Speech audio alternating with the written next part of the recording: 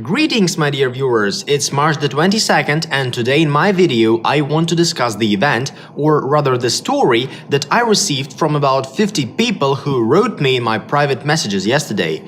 Yuri, please show your position and support the blogger from Latvia, Kirill Fedorov, who was arrested a few days ago for treason and espionage in favor of Russia. This very treason consisted of the fact that the man had a particular point of view on the operation of the Russian armed forces on the territory of Ukraine and sided with Moscow.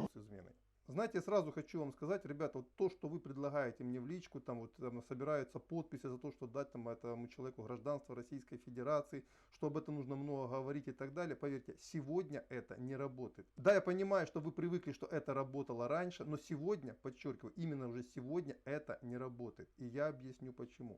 Я не случайно акцентировал внимание на то, что после 24 февраля был перейден Рубикон. Причем перейден он был не только Российской Федерацией. I did not accidentally draw your attention to the fact that after February the 24th, the Rubicon was crossed. And it was crossed not only by the Russian Federation.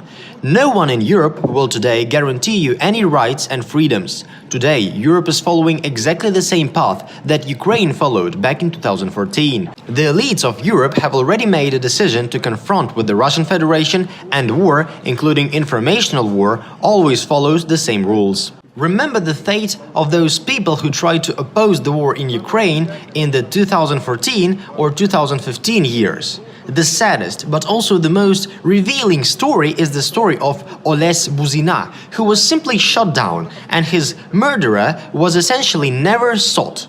Because his killers were the Ukrainian authorities themselves who conducted this political murder by the hands of some bastards. In Europe, and in Latvia in particular, they are not doing it yet, but the brutal sweeping of the oppositional points of view will be carried out in the same way as it was done in Ukraine. Ukraine, too, did not fall to its current condition in a single year. Back in 2014, you could still express your own opinion, disagree with something, stand for your point of view. It was even back in 2015, but there was a brutal purge, gradually squeezing out any dissent, until a few days ago it was officially announced that there in the country could be only Ukrainian authorities' point of view. And there is no room for any step to the right or to the left. All of this is forbidden in Ukraine today, and Ukraine has been on this path for 8 whole years, while Europe is just at the first stage. For this reason, there is no murders of public opinion leaders with different points of view yet. But very soon this can become a reality, and Kirill Fedorov has been jailed as a demonstration. The fact is that he was about to leave Latvia. He had already bought tickets, so the Latvian authorities did not want to just take him out of the country. Kirill Fedorov should become an imprisoned leader of public opinion, so that others would not have the same point of view. This is a very important thing, so if you're told that he could have left, don't believe it. No, he could not have left. He wanted to leave, but they wouldn't let him. He was just taken and imprisoned so that everybody could see it for having a different point of view. If anyone tells you anything different, it's a blatant, cynical lie. And this is happening today in Europe, in a European Union country, in a NATO member country. So guys, don't have any illusions. No one will ever release Kirill Fedorov, neither the Russian Foreign Ministry can. The only thing that can happen is that he will be exchanged for someone else, if the Latvian government considers it possible. He is basically a prisoner of war today, a prisoner of war on the informational front. And the same thing will happen today to all those bloggers, all those opinion leaders who try to express a different point of view than the official one, because in all European countries the Russophobic mode is gradually being spread, and it didn't really begin on February the 24th. I also communicate with guys who live in Germany, those people who had the courage to go against the mainstream. They started facing problems before. Journalists who tried to fight with Russophobia in their country, for example, they simply were not given credit cards to open. Imagine what is it like to live in Germany without a credit card. They were gently pushed out of the country, and in this particular case, which I said, they succeeded. Today the war has entered a new phase, and consequently, the actions of European officials are much tougher.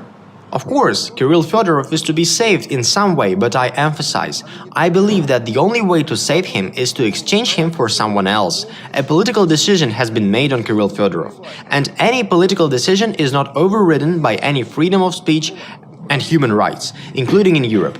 Yes, all Europe does not care about these concepts, and has not cared about them for a long time now. There is no freedom of speech and human rights. I mean, they exist only for those who act strictly by the written rules which come down from above. One step to the left, one step to the right, and you are no longer trustworthy. 2 steps to the left, 2 steps to the right, you are already an enemy of society. And if we look at Europe from this point of view, we can see that Europe is gradually turning into Ukraine, and unfortunately, this will only go on. Therefore, all people who today live in Europe should think twice when expressing their point of view. Yes, as long as you're just an ordinary person, they won't touch you. Yes, when you're at home urging for one opinion or another, they won't touch you. But if you become a leader of public opinion, as Kirill Fedorov was, they will not leave you alone. But this doesn't mean that you have to stop fighting.